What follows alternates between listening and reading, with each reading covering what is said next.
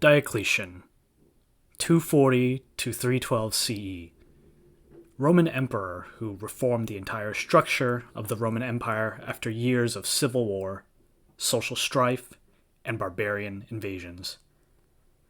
Edward Gibbon once said, like Augustus, Diocletian may be considered as the founder of a new empire. But who was this scion, and how did he transform the Roman Empire?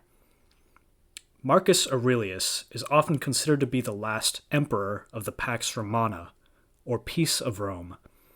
After his death in 180 CE, the empire slipped into a period of civil war and economic decline that severely damaged Roman society. The period of 235 to 284 CE was especially chaotic as a succession of 21 Roman generals, known as the barracks emperors, seized the imperial throne. One after another, they gathered their armies and marched on the city of Rome. Some of these leaders genuinely tried to restore peace, while others were simply greedy. The armies and the Praetorian Guard violently controlled the government. Of the 21 emperors, 13 were murdered and 4 died in civil war. Economic problems were also widespread. Trade was disrupted due to the wars and lack of defense protection. Germanic tribes crossed into Roman territory in the west, and the Persians attacked in the east. The constant warfare, plus a subtle climate change causing cooler temperatures, hurt agricultural production. In addition, the coins minted by the empire lost their value as the general emperors put less gold in the coins used to pay their soldiers. It finally seemed that Rome might collapse. Born in 240 CE, Diocles knew the turmoil of Rome's hard times. His father was a freedman, neither a slave nor a citizen, and his family was poor. Diocles did, however, have an opportunity for a limited education, as his father apparently worked as a servant in the house of a senator. His home was in the territory of Illyricum, an area north of Greece equivalent to present-day Yugoslavia. A loyal province, dedicated to the ideals of Rome, Illyricum had given many men and leaders in defense of the empire. Diocles joined the army around the year 270. Roman soldiers had been traditionally recruited from the poor classes of society, while the officers and generals had been noble or wealthy men using their positions to obtain political office. But Diocles joined an army that was changing. The armies would no longer accept inexperienced generals, allowing men from the lower classes the opportunity to become leaders of the powerful Roman legions.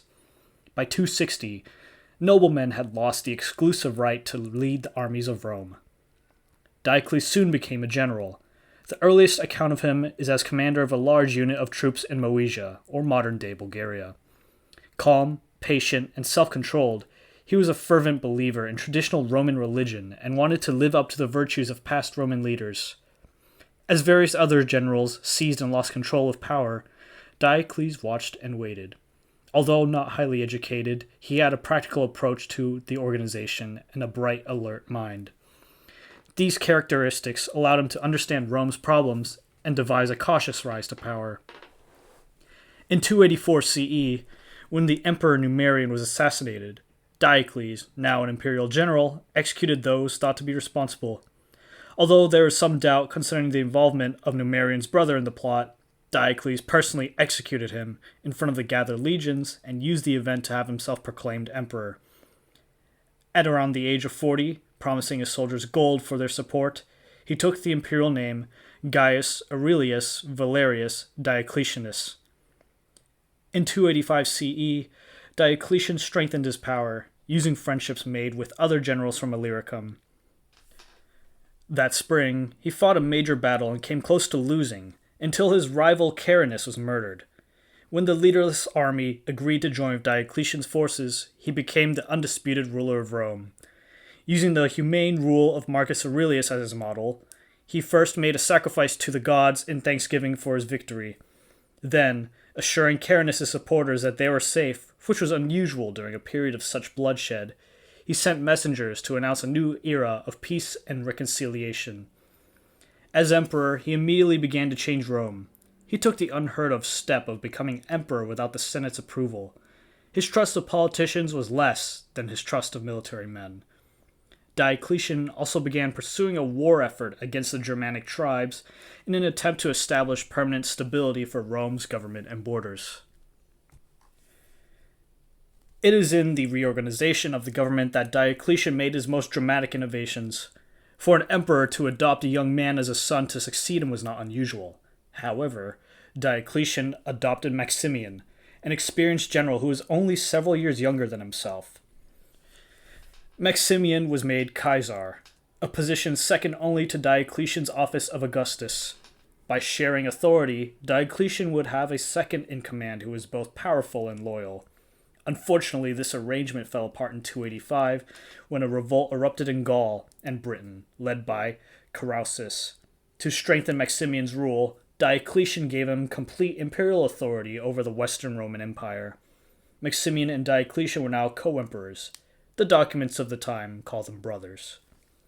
Diocletian also began to restructure other areas of government.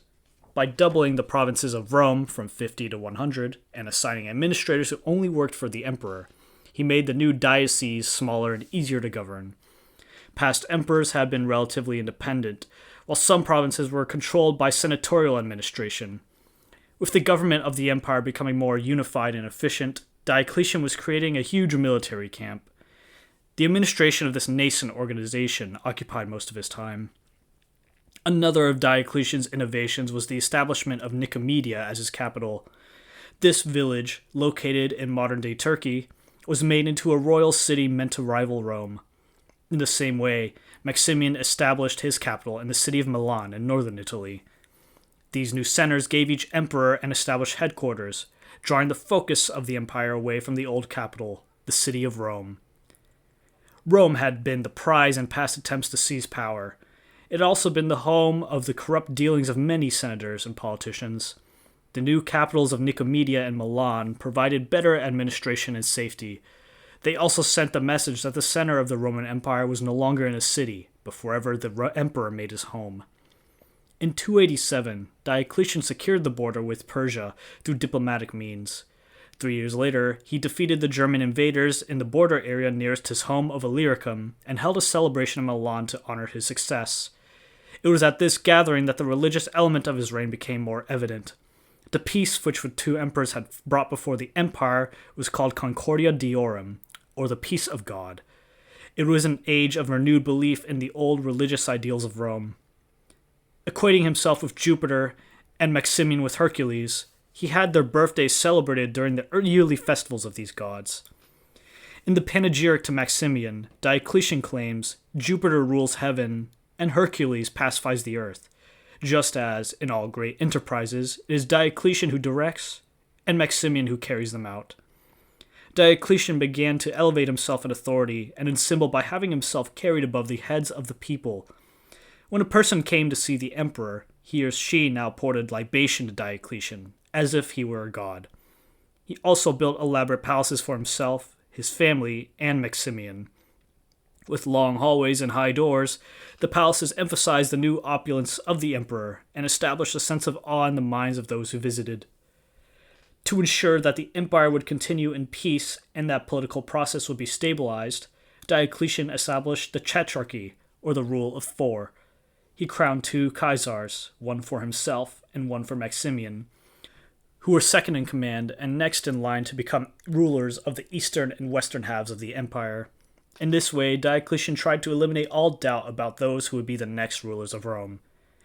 In the west, the new Caesar was Marcus Flavius Constantius, the father of Constantine, and in the east, Diocletian crowned Gaius Galerius. Both men were military leaders, and all 4 rulers now had armies of equal strength, containing military units which were constantly interchanged. None of the leaders were allowed to glory in his own victories, but had to share all honors with the others.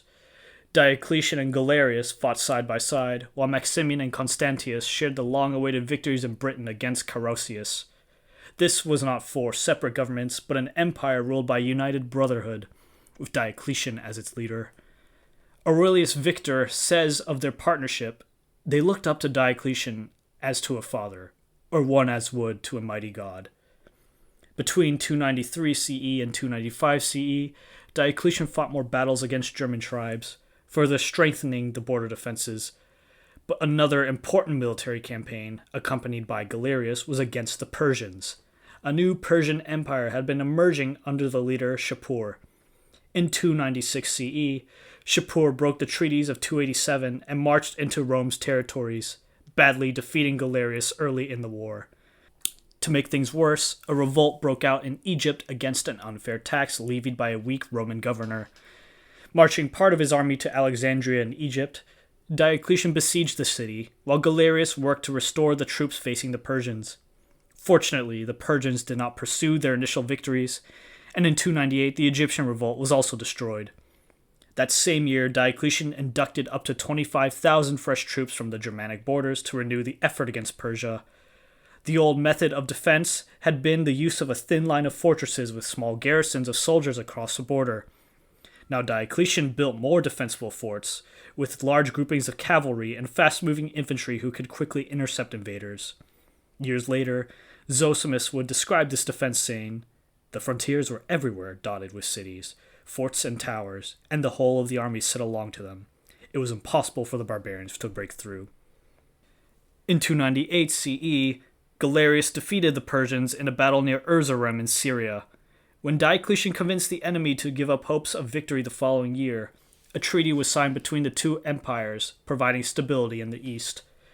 The tax revolts in Egypt were clear evidence of the need for Diocletian's economic and tax reforms. From 294 onward, he had been creating these reforms to support the growing administration and an army that now numbered over 500,000. Since the coinage of the empire had lost much of its value, Diocletian began making new coins and establishing new empire-wide standards for minting money. To improve taxation, a new census was made of each province, resulting in a tremendous increase in the wealth of Diocletian's government.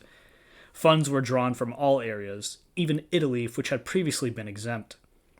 Economic reforms were implemented by price fixing and government control in the marketplace. The most important of these actions was the law of maximum prices, which established the highest price to be charged on items such as food, raw material, clothing, transport, and wages. Prices on education and private tutors were also included. This decree, along with taxation and further economic controls, made it possible to support the empire and its army. But the drawbacks were immediate.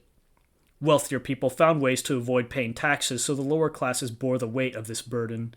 Also, the size of the system was too great even for Diocletian's administration to handle. Many laws went unenforced, and a large black market grew parallel to the empire's controlled economy. People also resented government interference in their jobs and property. Along with reforms, the legal system grew to such proportions that laws regulated even the personal matters of the individual. Laws regarding marriage and religion, some of which had always been present, were strengthened. In his role as Dominus et Deus, or Lord and God, Diocletian was creating controls over all aspects of life in the empire. In 296 CE, he approved official attacks against the new religion called Manichaeism. Singled out for allegedly being involved in the Egyptian revolt and its Persian origins, this group was considered a religion of traitors. But there were other reasons as well. In his reforms, Diocletian was trying to create a unified society. Part of that unity was a return to the ancient gods who had made Roman Empire. Thus, any religion who attacked these gods or Roman belief was suspect. Manichaeism was one such religion. The other major faith was Christianity. Although Christianity had existed in the empire for almost 300 years, it was still subjected to constant persecution. At the intense urging of Galerius, Diocletian passed an edict in 303 CE against the Christians. The fact that Diocletian's own wife is said to have been a follower of this faith makes this decision difficult to comprehend. In addition, Christians had built a welfare system to feed the poor. Again, the decision to persecute seemed illogical, especially after years of work to establish peace. The persecution, however, fits Diocletian's plan for unity. Christianity preached against Rome's gods and had drawn thousands of people away from temples operating throughout the empire. The Christians also rejected the idea of proclaiming the emperor Lord and God, as only Jesus was worthy of such titles. At first, only the churches were attacked. Buildings were to be burned along with the Christian scriptures. Christians who refused to sacrifice to the gods lost all civil rights. Some were arrested, some even executed. Others were weeded out of the royal household. A split arose among Christians as many gave in to the authorities while others stood in defiance. The persecution intensified later in 303 when a new edict went out to arrest all clergy, who were then tortured, imprisoned, and burned. As with all such prisoners, the Christians were also thrown to the lions or to the gladiators of the empire's colosseums. An example of the extreme nature of the persecution came in Phrygia, or modern-day Iraq, for an entire Christian town was destroyed, along with its men, women, and children. The pressure continued throughout Diocletian's reign until it eased in 306 CE. Persecution did not end until Constantine made Christianity legal in 313 CE with the Edict of Milan. In 303, when Diocletian visited the city of Rome for the first time, he held a celebration there in honor of his 20 years of rule. Only a year later, he became ill and retired from public life, forcing Maximian to retire as well. With Constantius and Galerius the new emperors, the first transition from one set of emperors to the next had taken place. Diocletian, who had ruled longer than any emperor since Marcus Aurelius, retired to his old home in Illyricum and grew cabbages. But Diocletian's reforms for succession were not entirely successful, and in 308 CE, Galerius requested his aid in thwarting various leaders attempting to take control, including the old Maximian. Indeed, the civil strife that had broken out eventually allowed a new emperor named Constantine to emerge. In 312, Diocletian died at home of natural causes. His restructuring of the government was an astounding achievement which had brought the Roman Empire back from the edge of destruction. Emperors would use his ideas for another century in the West, and until 1453 in the former Byzantium in the East.